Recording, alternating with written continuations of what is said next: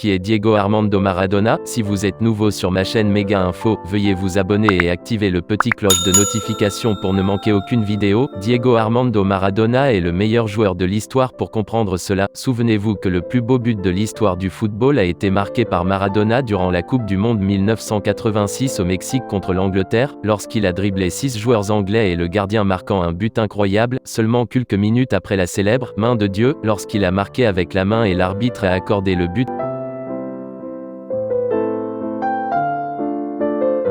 Né le 30 octobre 1960 dans un bidonville de Villa Fiorito dans la banlieue de Buenos Aires, Diego a grandi avec le football. Il était surnommé El Pibe de Oro, le gamin en or. Il a commencé avec Argentino Junior, avant de rejoindre Boca Junior et de mener l'équipe junior d'Argentine au titre de championne du monde en 1979. Après la Coupe du Monde 1982 en Espagne, alors qu'il était déjà une idole, il a rejoint Barcelone et a joué en Espagne pendant 2 saisons. En 1984, il a rejoint Naples et a gagné ici 2 championnats d'Italie en 1986, 1987e et 1989-1990e, une Coupe Italia 1987, une Coupe de l'UEFA 1989 et une Supercoppa Italiana 1990. Dans le même temps, il a été le héros du triomphe de l'Argentine dans la Coupe du Monde 1986 au Mexique en menant l'équipe à la victoire. Malheureusement, après avoir été contrôlé positif à un contrôle antidopage en 1991, il a été suspendu des terrains de football. Après sa suspension,